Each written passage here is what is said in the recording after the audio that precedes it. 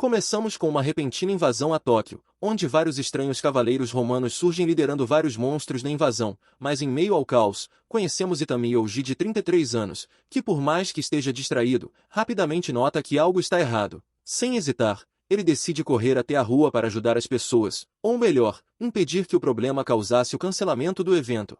No caminho ele parou para ajudar uma garota, que ao invés de correr prefere pedir seu número. Próximo dele, um policial consegue derrubar um soldado com sua arma, mas quando ele seria atacado, Itami aparece para resolver o problema. Agora é oficial, o Japão está sob ataque. A força policial local começa uma evacuação, e Yuji resolve orientar os policiais para levarem as pessoas até o Palácio Imperial, assim podem ficar seguras até a chegada das forças de autodefesa. Após a autorização imperial, os portões são abertos para os civis. Não demora e logo a força policial tática chega para garantir uma linha defensiva.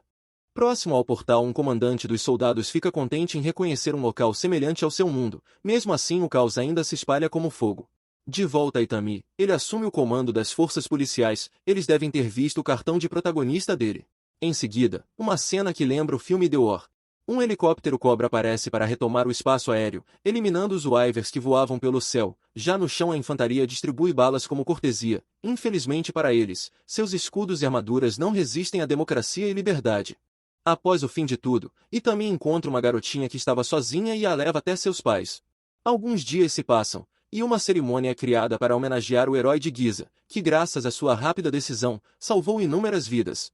Mesmo recebendo as melhores honrarias que um militar pode receber, algo incomoda, pois no fim ele perdeu a convenção de verão. Claro que os japoneses usaram seus feitos como marketing, e nos próximos dias, as TVs só falam sobre ele. Agora no campo de treinamento, Itami conhece um garoto curioso sobre ele. O jovem se chama Kurata, mas Itami aproveita de sua companhia para reclamar sobre a convenção cancelada, o que faz o jovem militar notar que Itami não tem nenhum tipo de ambição além de seus hobbies. Kurata resolve contar a ele que no dia do ataque, ao invés de ir ajudar, ele ficou e comprou os lançamentos da temporada.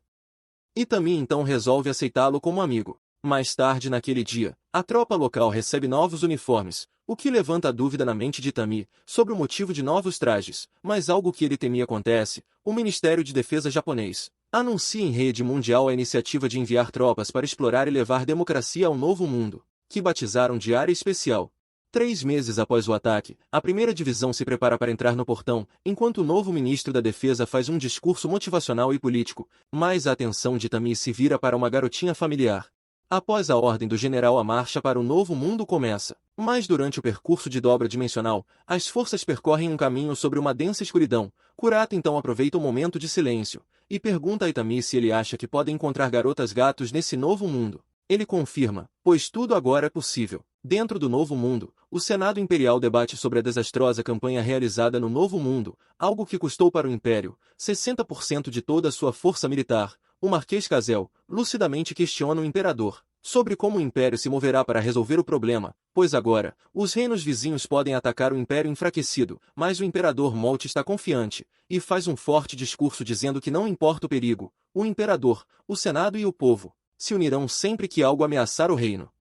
O que agrada os senadores leigos, mas um senador com uma leve vantagem nasal reclama que o exército foi eliminado em 2 dias. E agora as forças de outro mundo tomaram conta do portal e da colina sagrada, mas isso não é o problema maior, mas sim sua misteriosa magia de ataque a longa distância. O imperador então ordena que todas as forças vassalas do império se juntem para marchar contra o novo inimigo. O marquês tenta advertir o imperador que isso resultará em um banho de sangue, algo que agrada o imperador. Após dias de preparação, os exércitos vassalos se reúnem para preparar o plano de ataque. Uma briga estúpida em quem vai comandar a linha de frente acontece, mas o Lord Duran não está contente, pois sente que algo não está certo. Ao raiar o sol, os 300.000 soldados se preparam para marchar. Mas durante a marcha, um Lorde Comandante nota a falta do exército imperial. Se já sacaram o que está acontecendo aqui, já me conta nos comentários. Porém, sem saberem, eles já estavam sendo observados, e logo as primeiras bombas caem, causando o maior terror de qualquer soldado.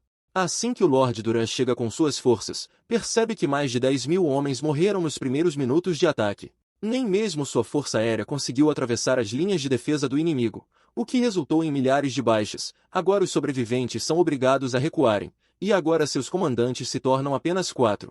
Porém, o orgulho dos comandantes levaram suas decisões a um ataque noturno, ao acreditarem que conseguiriam emboscar o inimigo durante a calada da noite, mas seus planos falham, quando os sinalizadores tornam a noite em dia, revelando suas posições. Desesperado, Duran ordena que avancem o mais rápido possível, pois agora, o inimigo sabe do elemento surpresa, mas sua pressa resulta em uma colisão com os arames farpados. Por sorte seus homens chegam para o ajudar, mas agora é tarde, pois logo uma intensa chuva de balas encerra a noite. Ao ver a cena, Duran finalmente entendeu que o imperador apenas reduziu os riscos do império ser invadido por outros reinos, após os enviar para o Covil dos Leões. No dia seguinte, Itami caminha no campo de batalha, se perguntando contra quem eles estão lutando. De volta ao império, o conselheiro do imperador o informa sobre tudo, incluindo tramas para derrubá-lo do poder, pois não há momento melhor que agora. Logo a porta é aberta e uma jovem mulher de 19 anos entra na sala. Ela é a princesa Pínia Colada, filha do imperador com uma concubina. Antes que ela fale algo, o imperador a pede para usar sua ordem de cavaleiros para investigar os novos inimigos, isso se a tal ordem não for apenas um passatempo. Do outro lado do mundo, os americanos monitoram as atividades do Japão na área especial, com muita democracia e liberdade. De volta à área especial, Itami é chamado até seu comandante, para receber uma promoção a primeiro-tenente e com isso uma nova unidade. Agora ele deverá comandar uma unidade de 12 homens e mulheres, para investigar toda a região e aprender a cultura local. E agora Yuji terá de trabalhar até nos dias de sua folga. Após partirem e ficarem um tempo na estrada, eles chegam a uma vila para pedir informações. No caminho Kurata, que visivelmente também é um otaku, pergunta a Itami qual seu tipo de garota. Tomita, um dos segundos em comando, pergunta o motivo de estarem com equipamentos tão velhos. Itami responde dizendo que isso é para evitar deixar equipamentos de última geração para trás, assim evita cair em mãos erradas, caso o exército tenha de sair correndo. Aconteceu algo semelhante há um tempo atrás. Kurata pergunta a Itami o motivo de pararem para acampar, em vez de seguirem caminho até a vila. Ele responde dizendo que se chegarem à noite, podem assustar os moradores, afinal eles são as adoráveis forças de autodefesa. De repente, um enorme incêndio chama a atenção de todos. Assim que olha pelo binóculo, Itami percebe a presença de um dragão de fogo. Curiosa, Kuribayashi pergunta o que devem fazer, mas antes que consiga responder, o dragão ruge, o que acaba assustando a todos. Novamente, Kuribayashi pergunta se devem seguir o dragão, mas Itami diz para o ignorar por hora, pois se lembrou que o líder de Koda lhe disse que existe uma aldeia na floresta. Em seguida, eles partem em busca de encontrar algum sobrevivente, mas o local estava totalmente destruído, e assim que fazem uma contagem de corpos encontrados, Itami tenta coletar um pouco de água do poço, porém, ao jogar o balde ele escuta algo curioso. Ele usa a lanterna apenas para encontrar uma jovem desmaiada. Sem perder tempo, Itami inicia uma descida para resgatar a garota. Assim que os demais conseguem a ver melhor, eles percebem que ela não é humana. Por outro lado, Kurata fica contente. Itami o pergunta se ele curte garotas elfas, porém antes de responder, Itami é chamado por sua subordinada médica, que veio trazer boas notícias sobre o estado da garota. Ainda assim, ela pergunta o que farão com ela. Itami opta por levar a garota como uma refugiada. O que não é surpresa para sua subordinada, afinal, os dois são nerds e a garota é uma elfa.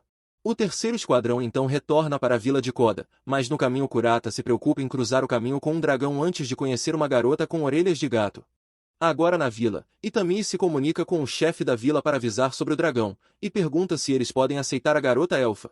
O homem nega, e informa que todos vão abandonar a vila por segurança, porque sabem que os dragões sempre voltam para atacar tudo ao redor. Cortamos para um velhinho estilo Gandalf, que reclama de toda a mudança urgente, tudo porque um dragão acordou 50 anos mais cedo, e agora quer fazer um rodízio nas vilas. A jovem aprendiz chama Leleila Lelena, comenta que gostaria que o velhinho fosse dormir logo, e como a idade bate, ele entende outra coisa, e responde dizendo que prefere mulheres mais velhas, como a irmã mais velha de Lelei. Algum tempo depois, o peso da carruagem não permite o burro a puxar, mas como estamos em um mundo mágico, eles usam magia para levitar a carruagem.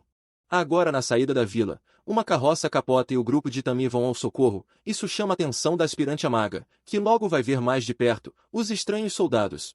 Ela então percebe que esses soldados não são comuns, e quando um cavalo assustado quase a machuca, eles a salvam.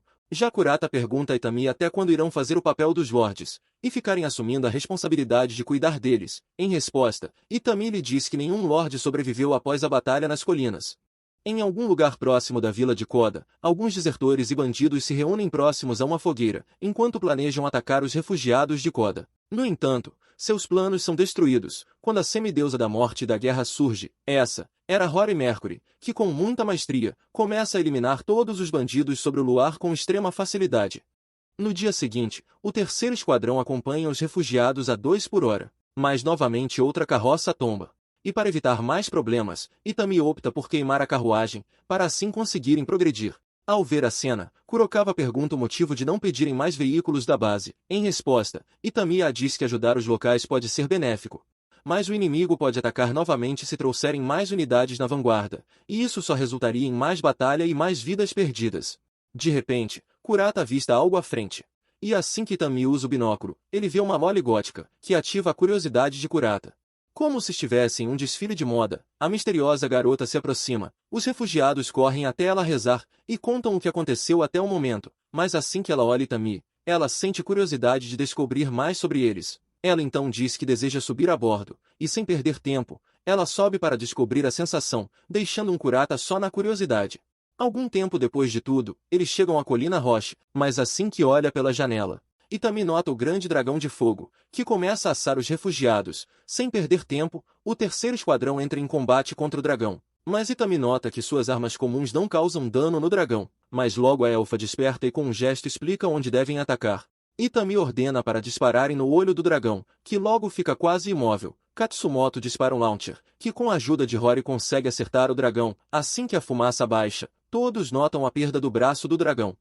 Ao cair da noite, todos se reúnem para homenagear os mortos. Após a breve cerimônia, os refugiados seguem seu caminho sozinho, mas agora Itami tem novos problemas, pois os órfãos, velhos e feridos foram deixados para trás.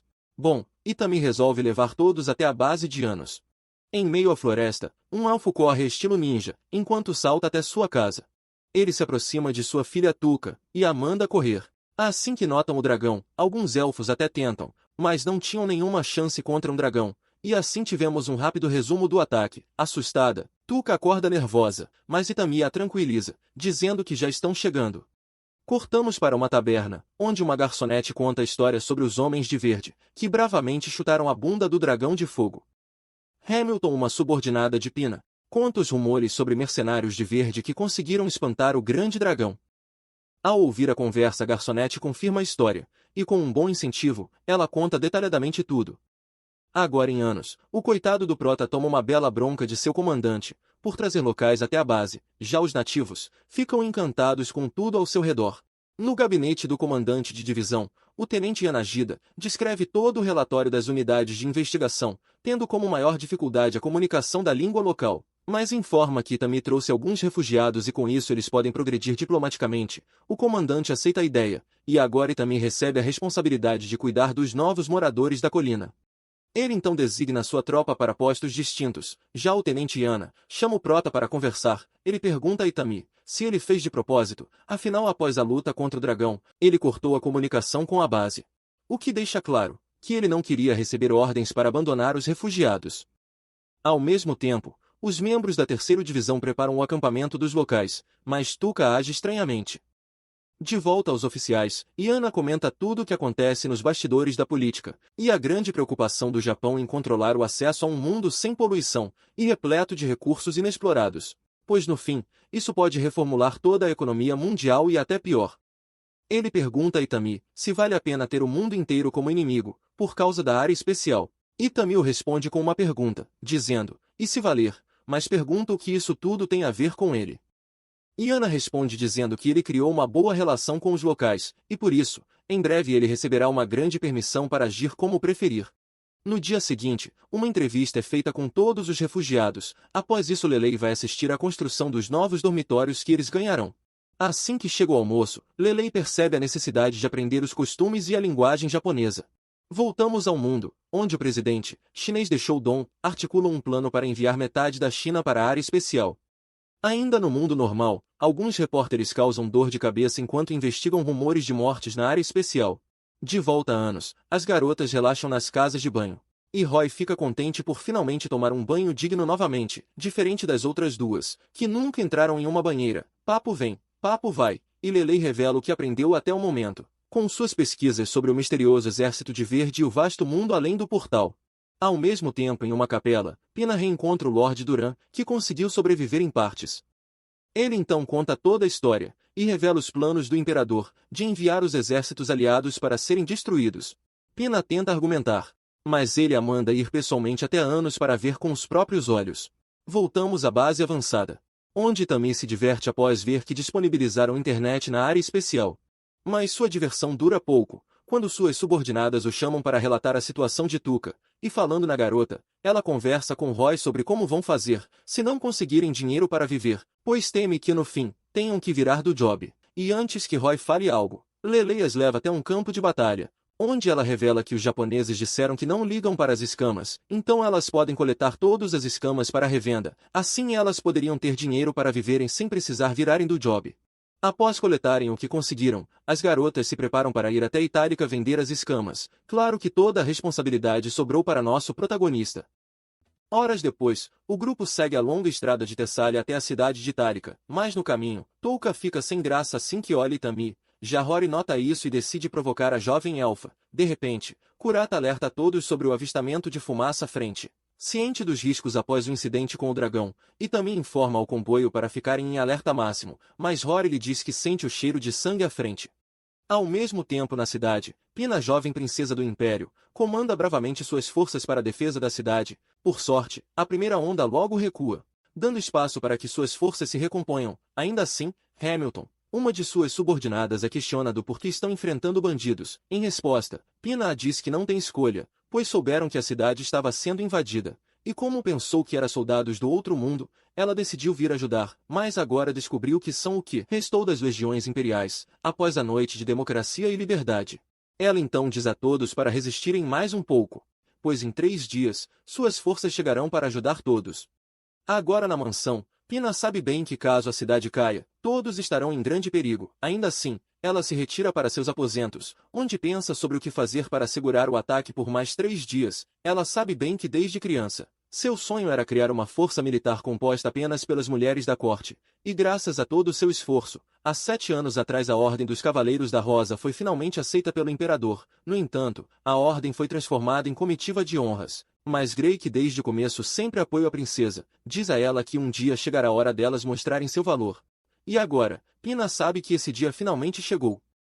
De repente, ela é despertada com água fria. Grey então a guia até os portões, onde ela avista 3 estranhas carroças de ferro, e é aí que ela fica mais surpresa ao ver que delas saiu 3 garotas.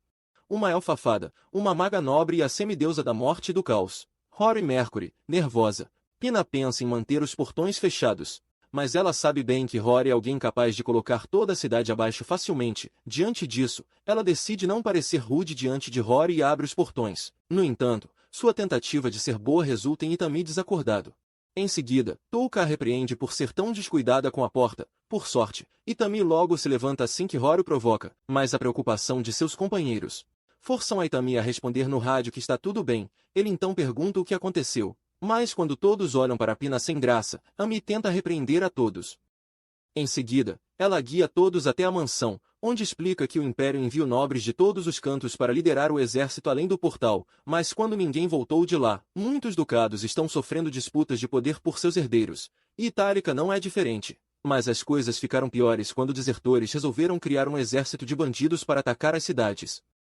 Em seguida, Pina apresenta o grupo à atual regente de Itálica, a terceira filha do conde, Niue, de 11 anos. Ela explica que devido à sua idade, suas 2 irmãs estão tentando tomar a guarda dela, assim ganhando mais influência sobre o ducado. Ao ouvi-la, Itami solicita permissão para que sua unidade adentre os muros.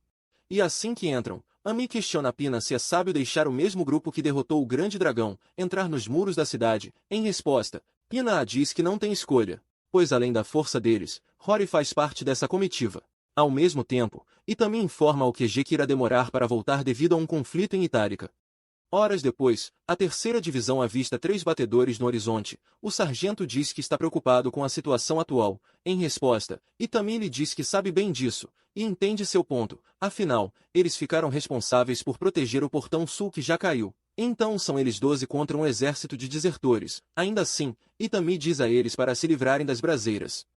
Nesse momento, Rory, confusa sobre sua decisão, decide perguntar a ele por qual motivo está ajudando seus inimigos do Império. Em resposta, ele a diz que as pessoas dessa cidade não têm culpa alguma das escolhas feitas por seus líderes. Ainda assim, ela se aproxima dele para lhe ajudar a arrumar o visor noturno no elmo.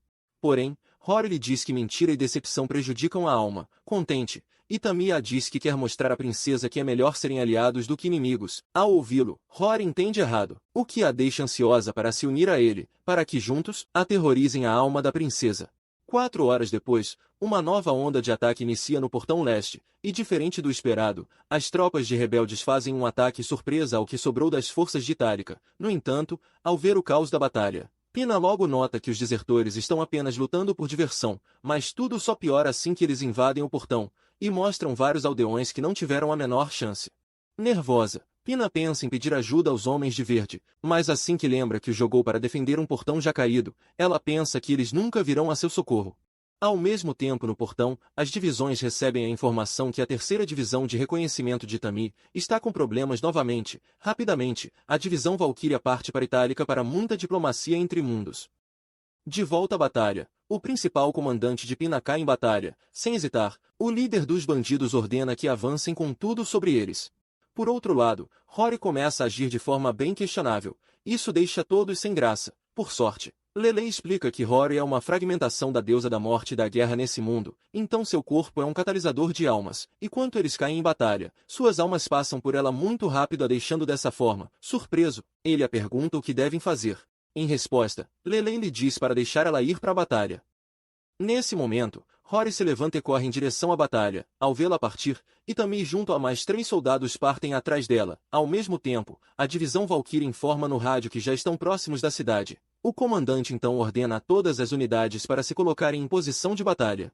De volta à cidade, Rory chega a Portão Leste com muito estilo, e sem nenhuma preocupação, ela facilmente lida com um deles, mas é aí que um estranho som deixa todos confusos. Nesse momento, a divisão Valkyria chega com tudo para distribuir um pouco de democracia e liberdade. Mas de longe, Touka assiste surpreso os grandes pássaros de ferro derrubarem exércitos inteiros. Ao mesmo tempo, Itami e os demais chegam ao portão, onde Rory já está se divertindo com todos os soldados que têm coragem para enfrentá-la. Por outro lado, Shino também decide ir para o combate mano a mano, e por mais que ela demonstre habilidades notáveis, sua ação impulsiva a faz quebrar sua R. Por sorte, Rory rapidamente se une a ela, mas ao ver a cena à frente, o líder dos bandidos é jogado diretamente para o machado de Rory, onde em suas últimas palavras, diz a ela que esses invasores de outro mundo são covardes por não lutarem cara a cara. Ao verem seu líder cair, eles se reagrupam para outro ataque, mas Hunter diz no rádio para se afastarem do portão. Nervosos, eles correm para tirarem as garotas da linha de fogo, onde sem pensar 2 vezes, o helicóptero libera inúmeros fragmentos de democracia e liberdade. Ao ver a cena, Pina assiste em choque o seu primeiro contato com o poder de outro mundo. Ela se pergunta se o Império tem alguma chance contra um oponente tão poderoso como esse. Surpresos, um dos aldeões perguntam quem são eles. Em resposta, Kengun lhes apresenta como forças de autodefesa. Por outro lado, Itami acidentalmente coloca a mão onde não deve. Bem, já deve imaginar o que aconteceu. No entanto, Pina fica preocupado com a grande diferença de poder entre o Império e o outro mundo. Afinal, ela sabe que caso eles decidam tomar Itálica, ninguém poderia fazer nada para detê-los, e sabendo bem disso, ela diz que fará o que for preciso para evitar uma má diplomacia com eles.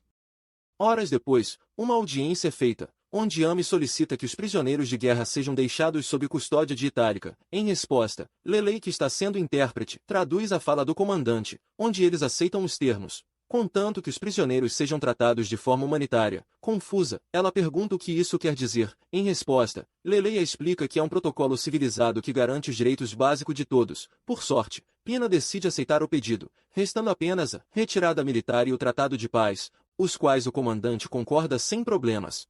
Em seguida, Itami começa a escolher alguns prisioneiros para serem levados até o posto de Alnus, mas as garotas ficam curiosas sobre o porquê ele decidiu escolher apenas mulheres. Em resposta, ele as diz que é apenas coincidência, mas logo elas entendem que ele quis se assegurar que elas estivessem seguras. Horas depois, a divisão Valkyria retorna à base, deixando a terceira divisão finalizar seu objetivo inicial de comércio antes de voltarem. Mas dessa vez, graças à ajuda contra os bandidos, a duquesa isentou os impostos de comércio entre Alnus e Itálica. Com isso, a negociação se tornou mais vantajosa para as garotas. Em seguida, o grupo inicia a viagem de volta, mas não demora para serem interceptados por um exército de jovens beldades, que portam o estandarte das Amazonas de Pina, ciente do recém-tratado de paz, Itami pede a todos para terem cautela. Mas assim que a Rosa Branca pergunta de onde estão vindo e qual o seu destino final, Kurahara responde que estão vindo de Itálica para Unus. Nesse momento, ela saca sua espada sendo seguida pelas outras Amazonas. Preocupado, o suporte se coloca em posição de combate. Isso força Itami a intervir diretamente para evitar problemas. Mas quando elas o atacam, as coisas ficam mais tensas. Rapidamente, ele ordena que recuem por hora, mas essa decisão se mostra um erro ao ficar sozinho com elas. Ao anoitecer, a divisão de Itami volta sorrateiramente até a encosta, onde observam com a dúvida se Itami já foi ou não para o Vasco, mas do lado de dentro, Pina fica furiosa com suas oficiais por terem quebrado o tratado. E tudo só piora por ser no mesmo dia em que foi assinado. Mas Greia diz que eles podem usar isso para começar uma guerra, assim como o Império costuma fazer com os outros. No entanto, não houve baixas, então eles só precisam se desculpar com eles. Ao mesmo tempo, os subordinados de Itami discutem o que fazer. Mas Kuwahara diz a eles que Itami é um ranger, então ele sabe se virar. Essas palavras deixam Shino surpresa por alguém como ele fazer parte de uma unidade tão formidável de elite. Em seguida, Kuwahara decide que chegou a hora de agirem. Rapidamente, as garotas vão na frente por serem locais, mas tudo era um plano, onde Touka usa sua magia élfica para fazer todos os guardas caírem no sono, permitindo que os militares entrem na cidade secretamente. De volta à mansão, Itami acorda confuso sobre onde está, mas ao ver uma garota com orelhas e cauda de gato, ele fica sem graça. Nesse momento, a governanta da duquesa entra no quarto se desculpando pelo ocorrido. No entanto, ela lhe diz que caso planeje destruir a cidade como retaliação, elas estão mais que preparadas para lhe ajudar, contanto que deixa a duquesa de fora. Surpreso, Itami a diz que está tudo bem, pois não planeja se vingar de ninguém. Surpresa por sua gentileza, a governanta lhe diz que pode pedir o que quiser para as garotas, que elas irão lhe atender sem questionamentos. Essas palavras lhe deixam muito feliz. No entanto, um pequeno barulho de alguém forçando a janela atrai a atenção da coelha. A governanta então diz a elas para irem receber os convidados, e caso não sejam os homens de Itami, elas já sabem o que devem fazer. Confuso, Itami pergunta quem são elas. Em resposta, a senhora lhe diz que Aure é uma medusa, Moma é humana, Pérsia é uma gatonesa, Jamamina é uma coelha guerreira. Ela explica que o duque era um grande apreciador liberal. Em resposta, Itami a diz que ele certamente se daria bem com o duque. De repente, a porta é aberta pelos soldados, onde todos ficam surpresos com a triste cena à frente. Ao mesmo tempo, Pina continua a bronca de mais cedo. Ela diz às garotas que além de quebrar o tratado, elas colocaram todo o império em risco contra um oponente que pode derrotar um dragão de fogo facilmente. Ainda assim, Pina diz a elas que precisam fazer com que esse incidente nunca tenha acontecido, nem que para isso, precisem forçar um drama. De volta ao quarto, Kurata faz de tudo para ganhar a aceitação de Pérsia, já os demais ficam contentes em fazerem novas amizades. Bem, com exceção de Rory que está tentando se livrar da senhora que é uma seguidora de herói. Já Itami diz ao subcomandante para chamar os outros para a mansão, mas sem que saiba, do lado de fora, Bosses cria coragem para entrar, e assim que o faz, ela se surpreende ao ver que todos estão se divertindo como se nada estivesse acontecido. No entanto, ela se irrita ao ver que até mesmo Itami está sorrindo. Diante disso, ela corre até ele para um grande diálogo feliz. Em seguida, ela é levada presa até Pina, que fica desesperada ao ver que a garota só piorou tudo. Ainda assim, o sargento informa que Itami não vai prestar queixa e precisa retornar à base. Nervosa, ela tenta oferecer algo para comerem antes de irem. Mas Kurata diz que Itami deve retornar para o Japão para uma audiência no Senado. Ao ouvi-lo, Pina entra em desespero ao pensar que apenas uma palavra de Itami, toda a fúria do outro mundo pode cair sobre o Império. Diante disso, ela diz que irá com eles para se desculpar pessoalmente com seus comandantes. Sem saída, Itami não vê outra opção além de aceitar o pedido da princesa. Horas depois, as garotas ficam surpresas por já terem chegado ao cume da encosta. Mas ao verem alguns soldados treinando, Pina pergunta se todos eles são magos. Em resposta, Leleia diz que não é magia, mas sim cilindros que usam explosão para expelir um pedaço de chumbo. Surpresa, Pina pergunta se todos eles usam isso. Novamente, Leleia diz que sim, pois no outro mundo, os humanos criaram artefatos incríveis capazes de superar a magia. Nesse momento, um treinamento de blindados faz Pina os assemelhar com rinocerontes de ferro. Mas assim que a divisão de patrulhamento passa voando, ela entra em desespero ao pensar que o Império e todos nesse mundo podem simplesmente serem aniquilados por essa força esmagadora. Ainda assim, ela pergunta do porquê eles estão atacando o Império. Em resposta, Lelei diz que foi o Império que começou tudo quando fez seu ataque além do portal. Agora no posto avançado, Lelei se torna intérprete de Pina e bosses que são levadas até o General Azama, onde Pina explica que veio se desculpar pessoalmente pelo incidente com o primeiro-tenente Itami, mas para a surpresa dela, o general a diz que já leu o relatório do ocorrido, e entende que não possuem rádio para informar a todos à distância. Então uma falha de comunicação foi indispensável. No entanto, Akira, um tenente como Itami, diz a elas que viu pessoalmente o estado que Itami ficou, o qual achou hilário, pois certamente ele fez algo que mereceu esse tratamento, mas assim que Lelei traduz, elas ficam nervosas ao dizer que ele não fez nada desrespeitoso. Ao mesmo tempo, Itami convida Touka para ir com ele até o Japão depor no Senado. Ele explica que precisa de uma testemunha local para depor sobre o incidente com o dragão. Mas é aí que Rory surge dizendo que também irá junto. Horas depois, Itami finalmente termina seu relatório, quando de repente, Lelei surge cansada pedindo a ele para ser levada até o acampamento, mas assim que ela cai cansada, Itami decide a levar descansar nas barracas dos oficiais. No dia seguinte, todos se reúnem no portão para cruzar o portal de volta ao Japão, mas para a surpresa de Itami, Akira surge trazendo a dupla de problemas para Itami tomar conta. Ele diz a Itami que o General Azama mandou uma boa quantia para ele fazer um tour com elas. Em seguida, os portões são abertos. E assim que o cruzam, as garotas ficam surpresas ao verem construções que parecem tocar o céu, mas para Pina, o temor ainda se faz presente ao pensar quais chances o Império tem ao enfrentarem um mundo capaz de construir edificações tão incríveis. Em seguida, o grupo vai até o posto de fronteira, onde são surpreendidos por Komakado, que diz ter vindo escoltar eles. Ao vê-lo, Itami logo percebe que ele é um oficial da inteligência, mas para Komakado era esperado que Itami percebesse seu disfarce. O oficial então pega um livro e revela as informações de Itami, onde ele obteve a segunda menor nota de sua turma apenas porque o outro se machucou, e graças a isso acabou na escola de oficiais Rangers, onde por algum motivo acabou na Academia Narashino, recebendo a patente de segundo-tenente, mas graças à sua rápida ação no incidente de Ginza, foi promovido a primeiro-tenente, o que levanta a dúvida, como ele chegou a se tornar um Rank S. Ao ouvir tudo, Shina fica apavorada ao pensar que um preguiçoso como Itami foi capaz de virar um Rank S. Em resposta, Itami a diz que se uma colônia de formigas se livra das mais preguiçosas, logo outras preguiçosas surgem, então é necessário deixar alguns preguiçosos já fixos. Ainda assim, Shina não consegue aceitar que Itami, além de oficial, é um Ranger e um Forças Especiais de Rank S.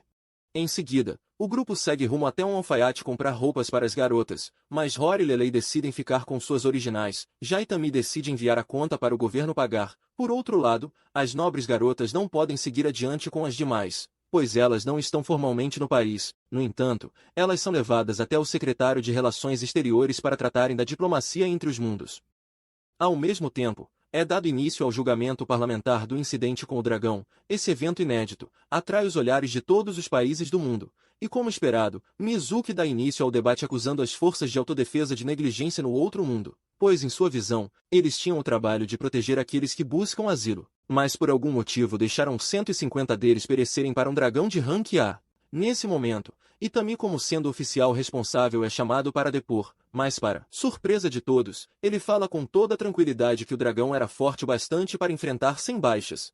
Surpresa, a mulher pergunta se ele não se importa. Em resposta, Itami a diz que sente muito por aqueles que caíram, mas reforça que a capacidade de contra-resposta deles era muito limitada. Essas palavras fazem a parlamentar perguntar se ele está admitindo que as forças de autodefesa são falhas. Em resposta, Itami a diz que seus projéteis de 7,62 batiam nas escamas e eram desviados, mas admite que gostaria que as forças recebessem melhores equipamentos para a segurança de todos.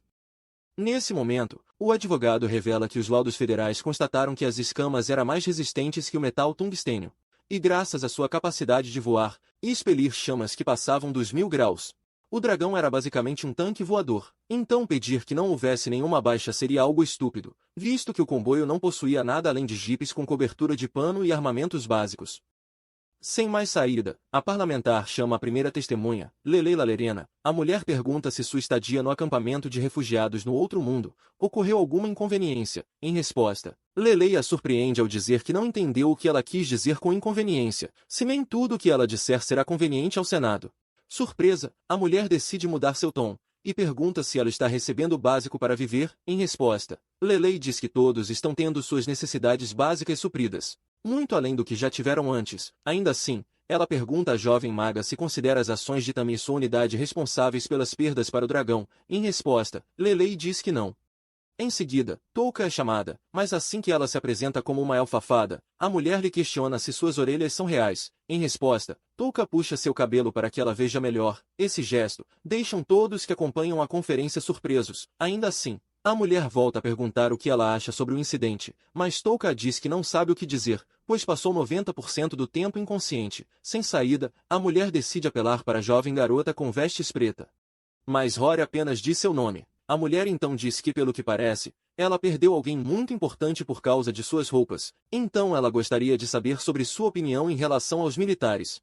Confusa, Rory pergunta o que quis dizer, mas ao invés de refazer a pergunta, a mulher diz que a terceira divisão não sofreu nenhuma baixa, o que significa que eles recuaram, deixando os civis expostos antes de voltarem para a luta. Irritada, Rory surpreende a todos a chamar a mulher de Baka.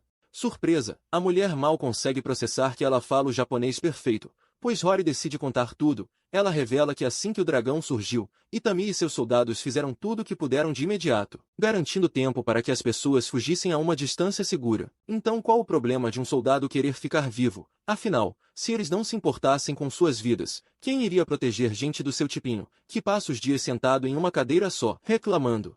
No entanto, Rory encerra sua fala dizendo que ao invés de ficarem acusando eles, deveriam homenagear os soldados por terem salvo 3/4 dos refugiados, mas se nem isso conseguem entender, então deve ser horrível ser um soldado nesse mundo. Irritada, ela repreende Rory por ser desrespeitosa com os mais velhos.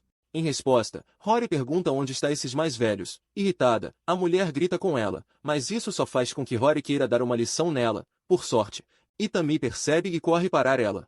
Ele então explica que pode não parecer, mas Rory é a mais velha ali presente, mas quando a mulher não acredita, Rory revela que tem 961 anos, já Touka diz que possui 165 anos, já Lelei diz ter 15. A garota então explica que naquele mundo existem várias raças, os humanos vivem entre 60 e 70 anos, já os elfos como Tuka, vivem vários anos sem envelhecer, já Rory originalmente era humana, mas quando ascendeu a futura deusa, seu corpo parou no tempo, até que se torne uma deusa por completo em 1000 anos. Sem mais o que tratar, o parlamento encerra o caso, declarando Itami e sua divisão inocente das acusações. Ao mesmo tempo, Pina e Bosses tratam a libertação dos soldados capturados na invasão de Ginza. No entanto, ela prioriza a libertação dos filhos de nobres. Em seguida, o grupo vai até o ponto de encontro no metrô, onde logo os demais chegam. No entanto, as garotas ficam apavoradas por estarem embaixo da terra. Até mesmo Rory com todo o seu poder fica em pânico, confuso. Itami a pergunta do porquê está assim. Em resposta, Rory lhe diz que Hard é o governante de tudo abaixo do solo. E há 200 anos, ele a pediu em casamento. Então se ela ficar perto de outro homem, ele não vai aparecer. Minutos depois, o grupo chega à próxima estação onde encontra um oficial da inteligência.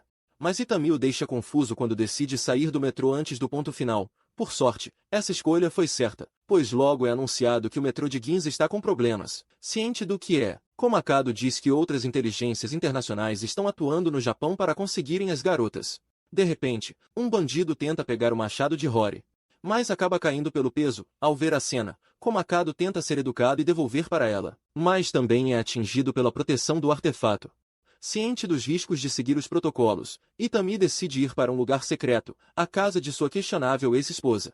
Surpresos, Shina pergunta quem é doido o suficiente para se casar com ele. Assim que entram na casa, Rory fica assustada com as bonecas. Por outro lado, as garotas ficam encantadas com todos os mangás questionáveis que Risa possui. Em seguida, o grupo se revezam para descansarem. Já as nobres ficam entretidas com os doujis preocupantes de Risa. No dia seguinte, Itami bola um plano. Se estão atrás deles, então o melhor a se fazer é ficarem em meio ao público, assim será mais difícil de serem capturados. No entanto, Bosses pede a Tomita para levá-las à biblioteca, e assim que ele pede autorização a Itami, o mesmo autoriza. Visto que Pina e Bosses são humanas, a presença das duas é sigilosa, então passam despercebidos como simples crossplays. No entanto, Rory não fica animada para ir às compras, mas logo muda ao ver um novo traje branco. Já as garotas ficam ansiosas para conhecerem mais artes como as de Risa. Horas depois, Itami se encontra com um velho amigo. Esse era Kanou Tarou, o ministro da defesa. Itami lhe pergunta se está tudo bem ficar sem segurança. Em resposta, Tarou lhe diz que não poderia estar mais seguro. Afinal, ele tem o melhor segurança do mundo ao seu lado. Os dois então vão caminhar no parque, onde relembram o dia em que se conheceram há 20 anos, quando Itami ainda criança, quebrou seu retrovisor enquanto brincava. O ministro então se despede dele lhe dizendo para seguir rumo à zona segura que ele mesmo preparou. Assim que se reencontra com Tomita, o mesmo estava frustrado por causa de onde teve que levar as garotas. Ao mesmo tempo, o ministro chega ao posto de comando para acompanhar de perto a chegada dos convidados, e sobre um grande esquema de segurança. As garotas são levadas até as termas, mas quando elas iriam se trocar, Rory sente que estão sendo observada. Nesse momento, ela se vira para a direção da floresta sorrindo, deixando um dos forças especiais tão assustado, que todos os sensores do lugar detectam seu batimento acelerado. Ele reporta ao comando que por um segundo, viu sua morte ao olhar nos olhos dela. Em seguida, as garotas ficam ansiosas para curtirem as termas, mas sem que saibam, alguns convidados chegam para se unirem à festa nas termas. Agora na água, as garotas decidem conversar sobre seus relacionamentos, o que gera curiosidade em Rory sobre Risa e Itami. Surpresa pela pergunta, Risa revela que conheceu Itami ainda no fundamental, e com o tempo eles ficaram amigos ao ponto de conhecerem suas famílias. Mas como seu sonho era se formar na faculdade de mangakás, ela teria que abrir mão para trabalhar para ter o que comer, mas quando se lembrou que Itami virou um militar bem pago em Tóquio, Risa lhe pediu para que alimentasse, e em troca ela se casaria com ele. Mas quando ocorreu o incidente em Ginza, Itami foi convocado para servir na região especial. Ela foi contra por ser perigoso, mas ele a disse que não importa o que aconteça, pois receberia o dinheiro do seguro. Então, ao ver que ele pensava que ela só estava ali por interesse, ela preferiu pedir divórcio e seguir em frente. Ao mesmo tempo, o ministro pergunta ao general mais sobre Itami, mas ciente do relacionamento próximo entre os dois, o general diz com cautela que Itami costuma ser bem preguiçoso, mas quando resolve se mexer, é impossível lhe acompanhar ou pará-lo. De repente, a conversa é bruscamente interrompida quando eles são informados sobre um conflito no setor Alfa. Irritado, o ministro se pergunta quem está sendo usado bastante para isso. Ao mesmo tempo, o primeiro-ministro do Japão recebe uma ligação do presidente americano. O mesmo lhe diz que interceptou algumas provas de corrupção que iriam para a mídia lhe expor publicamente. Mas como bom amigo, ele resolveu ajudá-lo, claro que esperando uma troca de favores. Favores esses que incluem o acesso aos convidados da região especial, sem nenhum tipo de resistência por parte da segurança. Nervoso, o primeiro-ministro rapidamente liga para o ministro da Defesa, para ordenar a retirada das forças especiais que guardam os convidados. Surpreso e sem saída, o ministro se vê forçado a acatar as ordens, deixando o resto para que Itami resolva sozinho. No entanto, o mesmo acorda e ao notar que Rory está acordada, ele vai até ela, mas é aí que Rory lhe diz que está ocorrendo uma batalha próximo deles, e por esse motivo não consegue dormir. Ao mesmo tempo, 3 mercenários americanos entram na mira de um sniper, e quando iriam de arrasta, o ministro dá a ordem de retirada, permitindo que eles continuem com seus planos.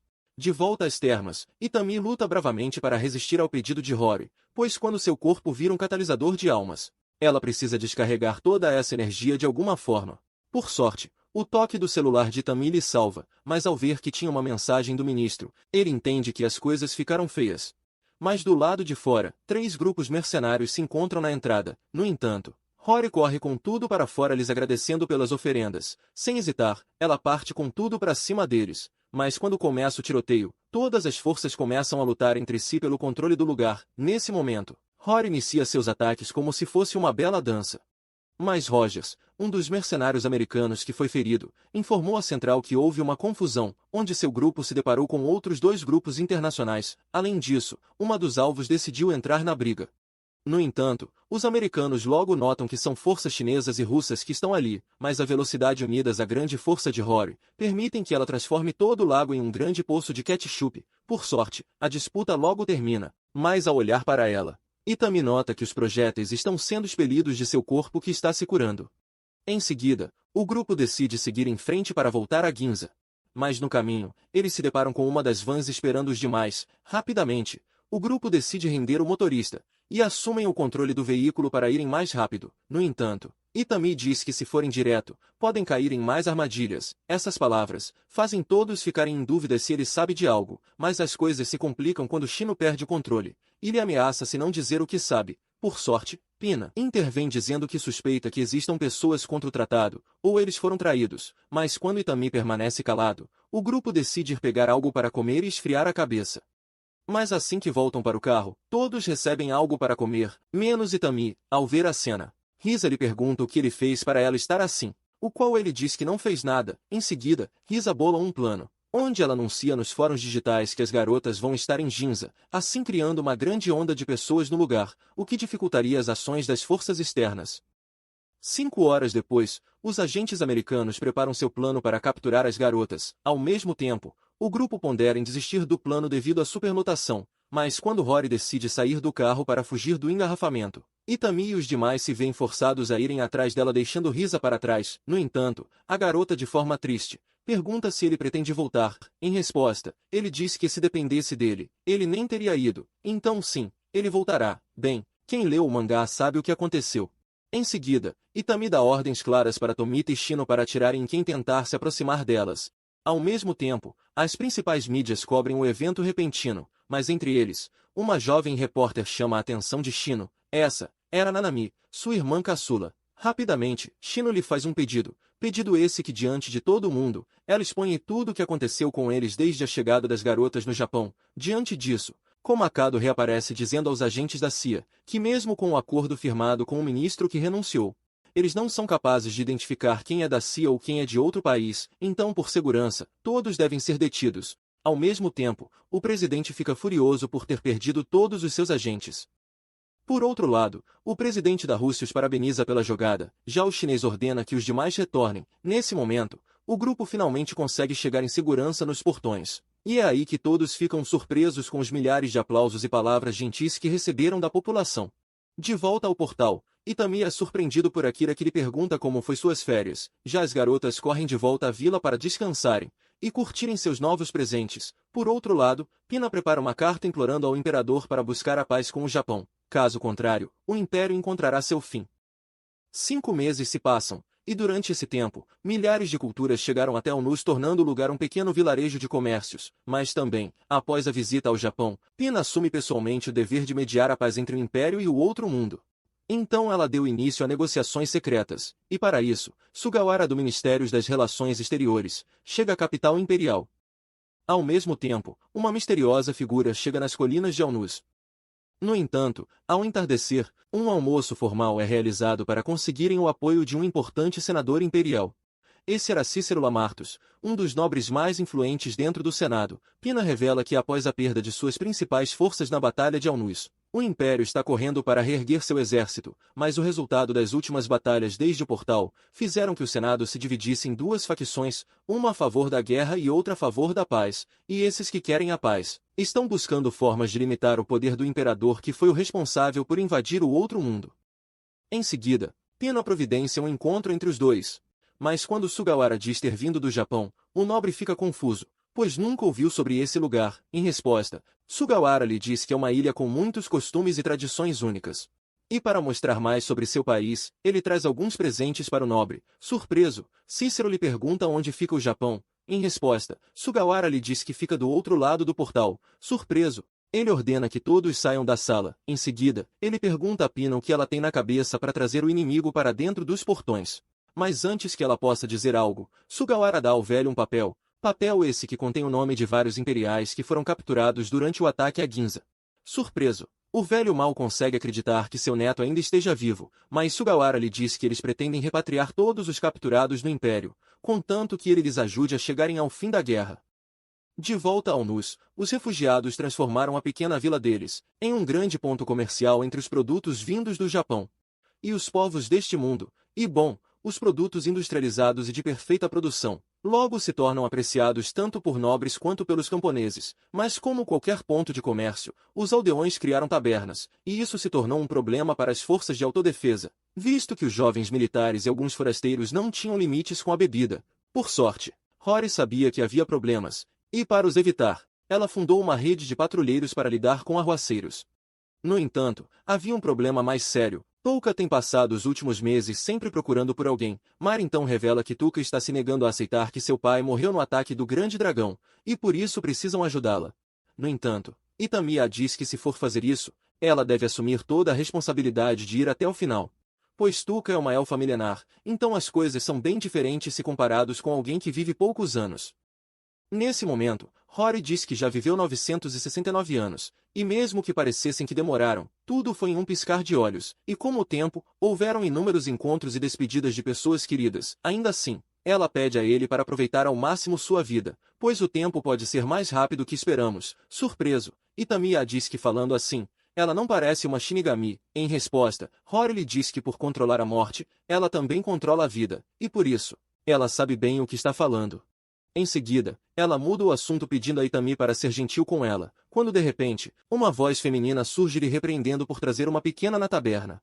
Irritada, Rory pensa em inúmeras formas de se vingar dela por estragar seus planos para hoje. No entanto, ela pergunta o que ela quer ali. Em resposta, a mulher se apresenta como Yawa, uma elfa negra da Floresta ao Norte. Ela revela que veio atrás dos Homens de Verde com um pedido. Surpresos, todos ficam preocupados sobre quantas cabeças Rory fará voar por ser respondida daquela forma.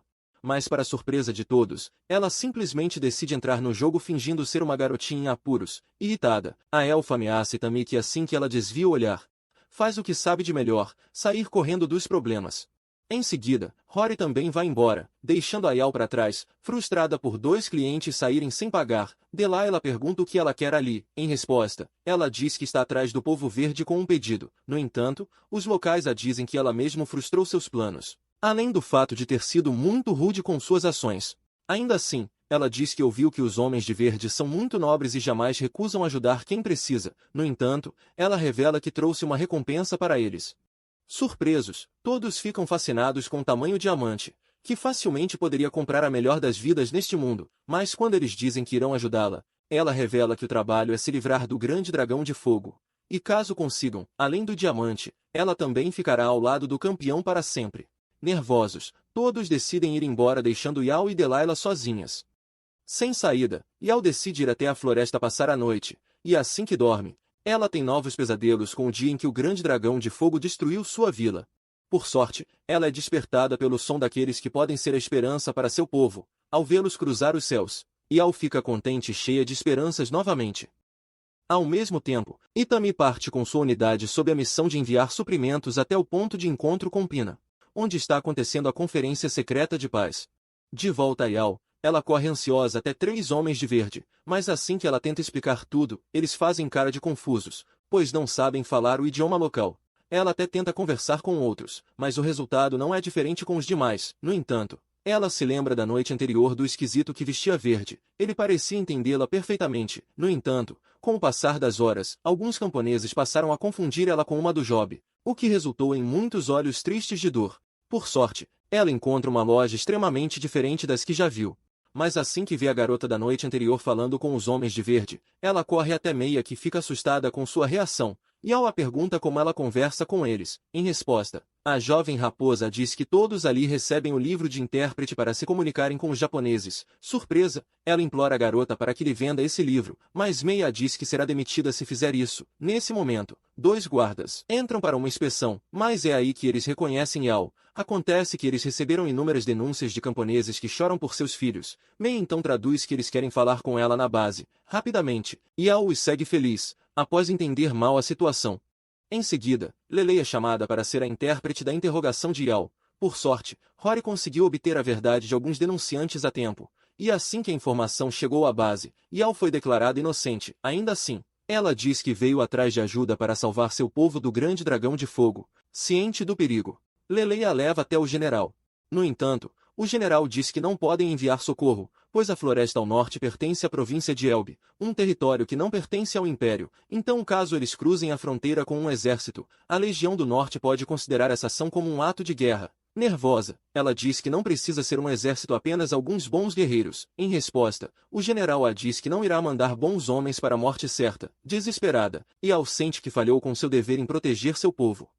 Sem mais o que discutir, ela é enviada para a vila de Alnus, mas no caminho, o tenente Yanagida diz que Itami daria um jeito de ajudá-la. No dia seguinte, a divisão de Itami chega ao ponto de encontro marcado, onde Pina lhes aguarda. Rapidamente todos os suprimentos são entregues, mas Pina ainda quer receber sua questionável encomenda a qual chama de arte.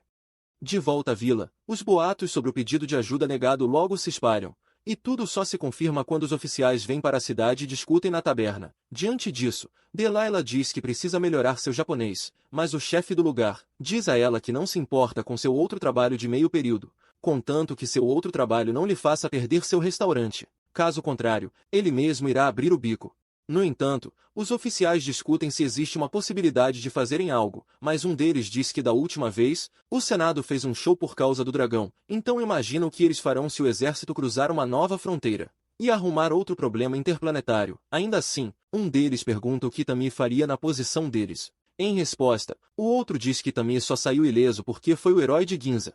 E as garotas lhe ajudaram contra o Senado. Ainda assim, eles pensam em uma forma de lidar com o dragão sem mover muitas tropas. Por sorte, o oficial de inteligência diz que poderiam usar os caças para forçar o dragão a voar baixo. Assim a artilharia poderia atravessar sua blindagem, deixando o resto para os helicópteros Cobra encerrarem o show.